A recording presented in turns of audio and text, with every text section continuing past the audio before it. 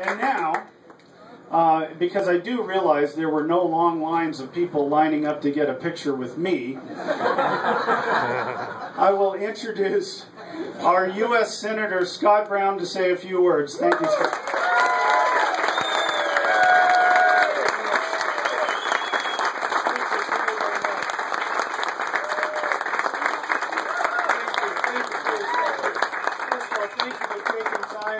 Busy post-4th celebration and coming down here and spending a few minutes with us. I appreciate it. It's wonderful to see you, Randy, and thank you for your representation down here. I see Tom Keys is here. He's running for the state senate.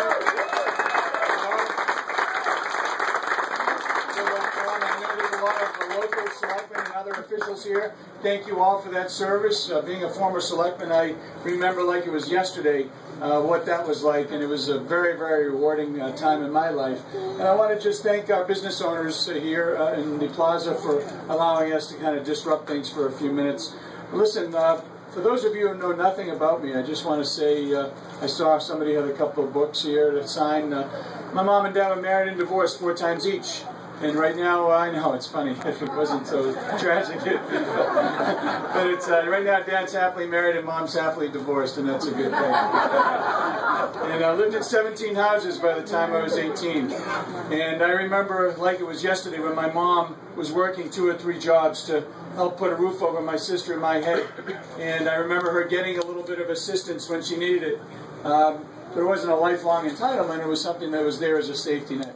And I've been working very hard when I look at things like LIHEAP, which is fuel assistance for folks that can't afford to heat their homes. I remember what it was like to get that helping hand, and that's why I'm out advocating and trying to make sure we also have those opportunities for people who need a helping hand. Just want to find a way to pay for it.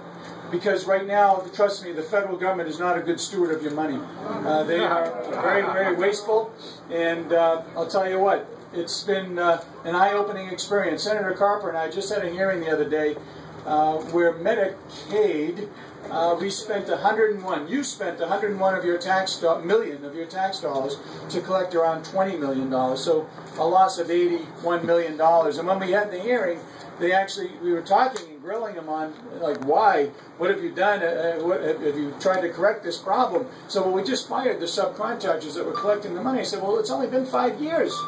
You know, why don't you do it a little bit earlier? Why don't you find out that this was a money-losing operation right from the get-go? And there are other stories just like that, things that we can do better and should be doing better with your tax dollars. And listen, Randy, I know there's not just Republicans here. I know there's good independents and Democrats in here right now because I know that personally. And the one thing we all have in common, folks, is we're Americans first.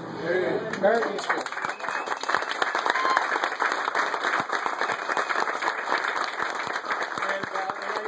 Important to note because we are in deep trouble. We're in a fiscal and financial emergency. We're borrowing 43 cents on every dollar. When I went down there, $11.95 trillion national debt. It's up to over 15.7 and rising. We're looking at our kids and grandkids here being able to hopefully pay that back. As a result of the lack of regulatory and tax certainty, there's this kind of wet blanket over businesses right now. And then you throw in the health care bill and the 19 taxes that are associated with that, the $500 billion in Medicare cuts, and that's a very, very stark difference between Professor Warren and I.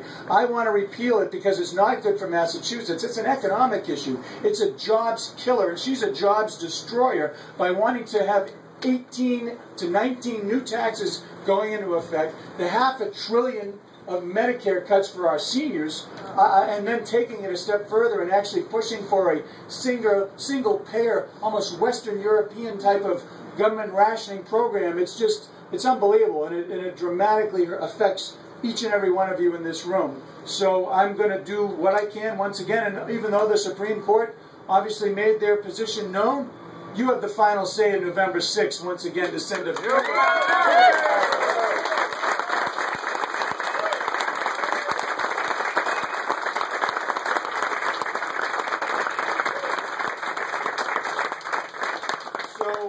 Listen, I know you could be doing other things. I would encourage you to do a few things. Get on scottbrown.com, sign up, let us know what you're doing. Let us know how you can help. We have obviously offices down here. We have phone banks signed up. We have sign location needs. Take a bumper sticker. We have them. Put them on your cars. Just help. I can't do it alone. It's too big. We've got trackers here from all over the country. We've got media all over the place. We have people trying to get involved from out of the state. Well, this is a Massachusetts race, and you're a Massachusetts voter.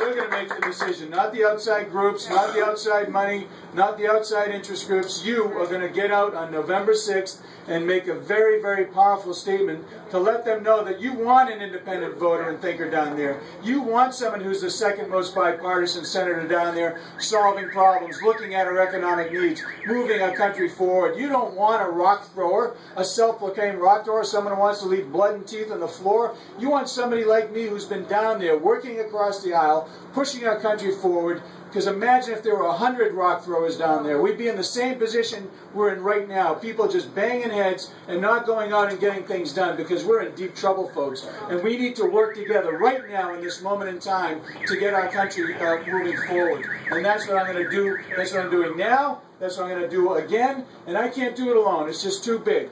So I want to thank you all. There's some folks I haven't met. I want to thank you all for coming down. So please come on up. A handshake and a hug, and we'll put you off back to the beach and back to your families. Thank you very much.